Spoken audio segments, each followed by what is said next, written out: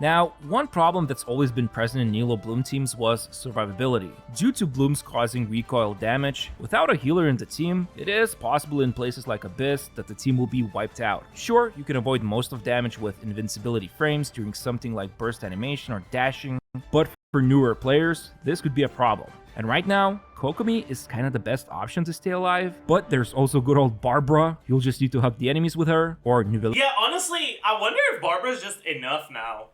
She actually might be. Barbara just outright might be enough.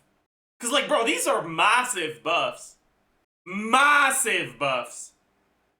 Did something change? Yeah, they divided the recoil damage by 2.5. You take 40% of the recoil damage you used to. It is an insane change. Let's do some healing calcs, chat. So, Yao Yao, please. There's no point to do Yao Yao. We know Yao Yao's gonna be fine. Base HP, HP percent, flat HP, total HP, healing bonus, single target, percent, single target, flat, AoE, percent, AoE, flat, healing per second, single target, healing per second, AoE. We start with Kokomi. Kokomi! HP, healing bonus, right? 13,471. Also, okay. HP percent. So this would be 46.6 times 2. Resonance. Substats. That's it. Healing bonus. She has 25. She has 35.9 the set bonus. And that's it. Single target percent is 7.5. Single target flat, 861. AoE percent, 1.37. AoE flat, 156. Okay, healing per second for single target is going to be single target percent times total HP plus flat times 1 plus healing bonus divided by trigger interval, which is 2 seconds. Now for this, it's going to be 10, 11. And how often do we get it? Let me open up GC Sim, look at how many Kokomi normal attacks we're doing in an average Nilou team. And we do charge attacks on this one. That's crazy. Okay, we're not looking at that. Let's look at this one then. Oh, they keep fucking including charge attacks. I don't want to see charge attack bullshit. No one's gonna use charge attacks. Be so honest with yourself. Whatever, man. We're just gonna assume you do fucking 15 attacks during the burst duration. I guess. Whatever. Something like this.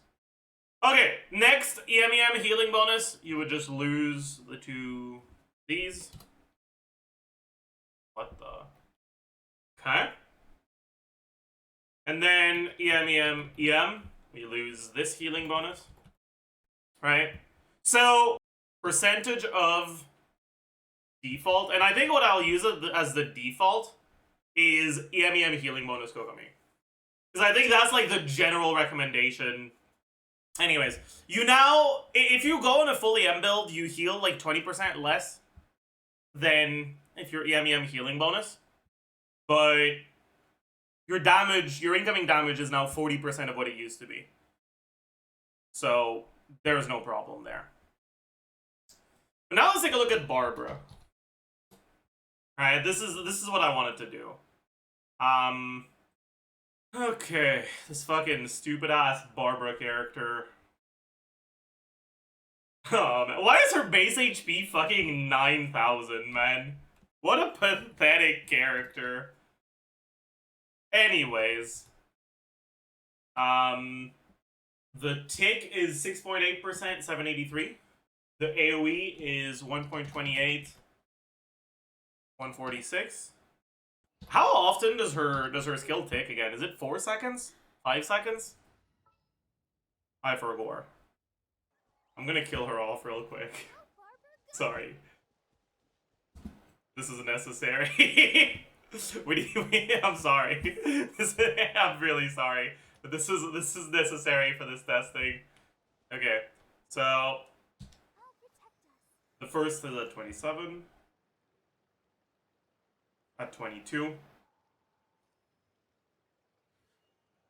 At 17.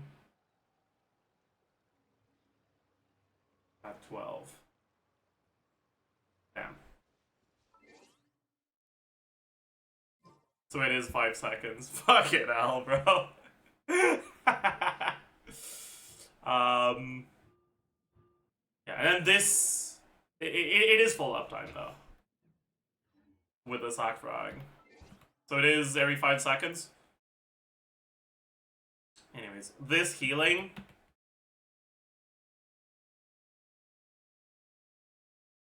is about 5. Oh, man. Oh, man. But the AoE healing is actually better, right?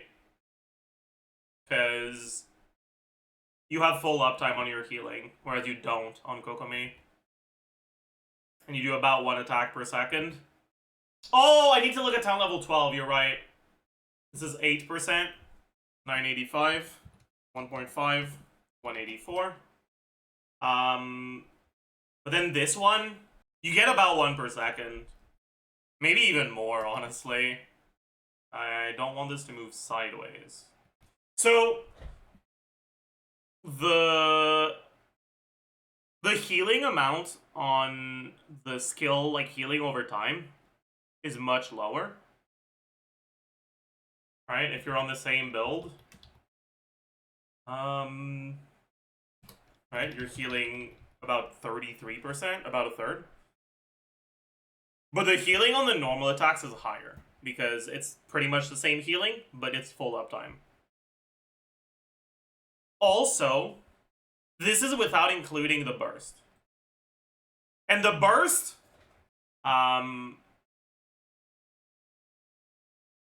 you probably use like every 2 rotations, maybe every 3 rotations. I think every 2 rotations is pretty reasonable. And also, if we're being completely honest, we also need to add the AoE healing to the single target healing, because you're also healing your active character by your AoE healing. Okay, this is actually fucking insane, by the way. Just in terms of making up for the incoming bloom damage, post-buff, full EM Barbara is as competent at it as pre-buff EM healing bonus Kokomi. And this was playable, right? The biggest issue with this was that because of the self-bloom damage, there would be moments when the self-bloom damage paired with incoming enemy damage kills you, so you kind of want to maybe to consider an HP main side just so that your on-fielder has enough HP to not get one shot. But just in terms of making up for the healing, a healing bonus circlet was enough. Which means that this will be enough now. Which is kind of crazy. And this is, again, this is without even looking at Barbara's burst. Does she apply better Hydro? It's actually pretty similar. But the condition to apply it is different. The AoE is smaller, but it follows you around. It's not stationary. So in some situations it'll be better, in some situations it'll be worse. Bro, fuck me, man. Yeah, Bumpy, you're right. Fuck, dude. Bloom got buffed in the latest, or in the creator server that's been provided to content creators to record early access videos. Recoil damage from Bloom is significantly lower. Lower. On live, Bloom self damage is 5% of Bloom outgoing damage. On the creator server, it's 2% instead. If this makes it to live, it will significantly change the value of each healer in Nilou teams. Most importantly, Kokomi won't care about building healing anymore, and even the weaker healers will provide enough healing. This makes Kave a bit less important since a bit less good, since his biggest upside is his very large amount of self-healing. Barbara still won't be very good at being an off-field healer, since her skill healing rate is pathetically low. But on-field Barbara actually has reasonable healing. Just make sure not to forget the sacrificial fragments. But yeah, this is a massive change. Honestly, I think that the biggest benefactor... No. Benefactor is person who provides benefits, not person who receives them. What's the right word?